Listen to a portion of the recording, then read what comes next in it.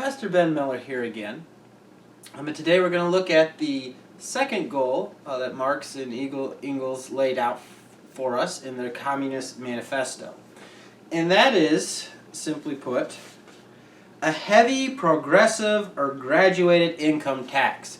And what we really see in the rest of these goals, after the first goal that we talked about in the last video being that of getting rid of private property, is that, as you see, it's really a plan about how to go about getting rid of private property. I mean, that's really what it comes down to. This is how we're going to do it. We're not just going to come and take it. We're going to tax people to death in order to get all their property. And that's what's going to happen. And we see that a lot today in our country. A lot of talks about taxation. And unfortunately, what it really ends up doing is just killing the economy. But where does that even fall biblically? I mean, we know that Jesus said, right, give to Caesar that which is Caesar's, right, and to render to God which is God. And that's a key point there.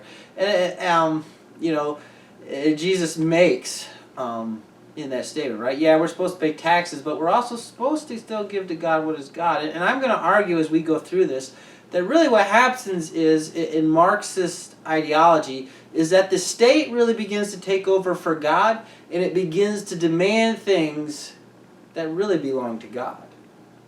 And where I'm going to go ultimately is, for example, so we know what the Bible's already talked about as far as stealing and the Ten Commandments, but where I want to go now is 1 Samuel. And if you remember in the story of Samuel in 1 Samuel, right, this is where Israel wants a king. And they want a king because they want to be like the other nations. They want their king to fight their battles for them, which is what God had been doing for them up to this point. So what they're really saying is, we don't really want God to be our king and to lead us and give us victory. We want a strong, centralized government that can do for us what only God can do. And that's one of the things we see with Marxism, is that ultimately they begin to look to the government to do things which only God can do. And we see that really in the Ten Commandments, right? I mean, the first commandment, right? As we go from Exodus, right? You shall have no other gods before me, right? I mean, that's God. That's the first commandment, right? You shall have no other gods before me. I am God, not the state. I am God. And we start to worship the state when we start attributing to the state attributes that belong only to God. And we see that that's what the nation of Israel does. And notice, we're going to look here at how Samuel addresses the people. After they demand for the king, God gives in, says, Samuel, we're going to give him a king. But notice Samuel's warning to the people.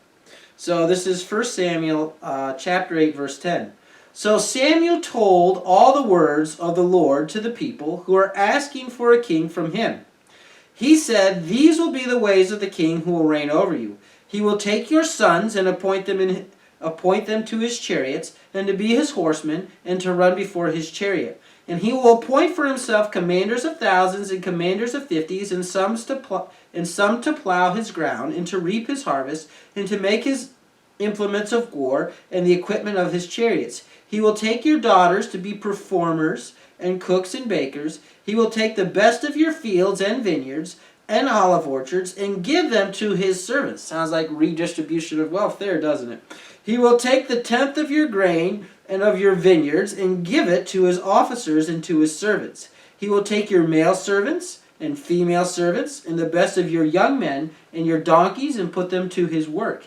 He will take the tenth of your flock, and you shall be his slaves. And in the day that you will cry out because of your king, whom you have chosen for yourselves, but the Lord will not answer you in that day. And really, a lot of it sounds like Marxism, where everybody in the state becomes the slave of the government.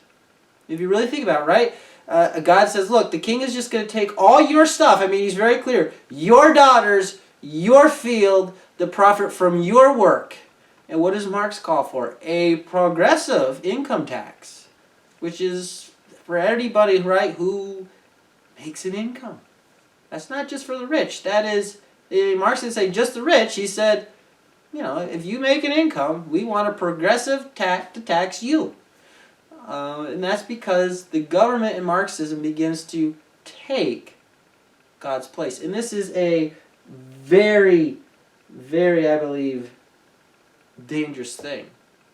And that's why even the United States, we have the 10th Amendment. And I think that's something we overlook a lot. But it says, right, the 10th Amendment, the power not delegated to the United States by the Constitution, nor prohibited by it to the states, are reserved to the states respectively or to the people. And so what the 10th Amendment says, that if the Constitution does not specifically state that that's a power of the federal government, we are going to assume that the government does not have that power.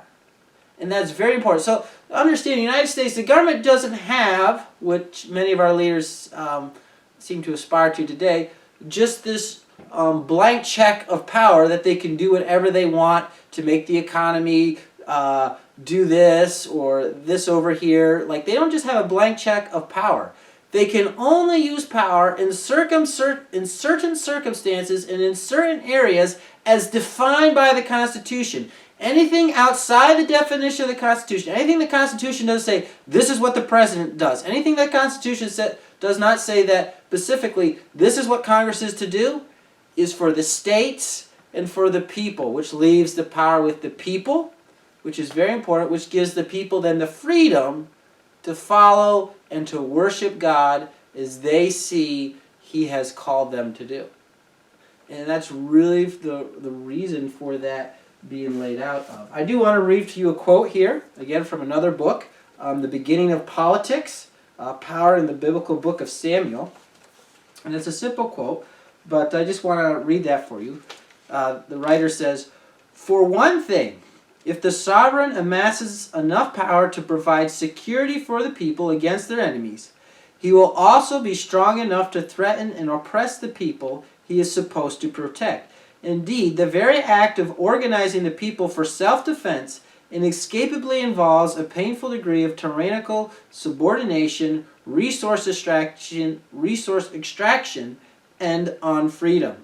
These were the privileges of any worldly king, as Samuel bitingly listed them to the people following God's request," which is what we just read. And we even see this really in the United States in an attempt by our founders to try to protect the country from that in the Second Amendment, right? Notice the right to bear arms lies with the people, not with the state, not with the federal government. That doesn't mean that they were against having a regular army, but they wanted the bulk of that strength really to lie with the people. And they wanted the people to have the right to bear arms in case the government got too strong. They didn't want the government to get too strong to where it could oppress the people. So they needed strength to remain with the people. And Marxism kind of wipes this out with its aggressive taxation as well as other policies that we'll talk about later. And so those are things we need to keep in mind. And really, to bring this together, we need to remember that widespread taxation leads to the loss of freedom and making the state out to be God. And that really is part of a lot of times what happens when you have massive taxation. A lot of times what you have is the state beginning to assume the role and the privilege of God, that it is the state's job to take care of everybody and to provide for everybody like God provides for us. And so that's something you have to be very careful about. We need to really listen. And once again, we see that Marxist thinking does not align with Scripture. In fact, it's the exact opposite of Scripture. It makes something else out to be God that isn't God, in particular the state.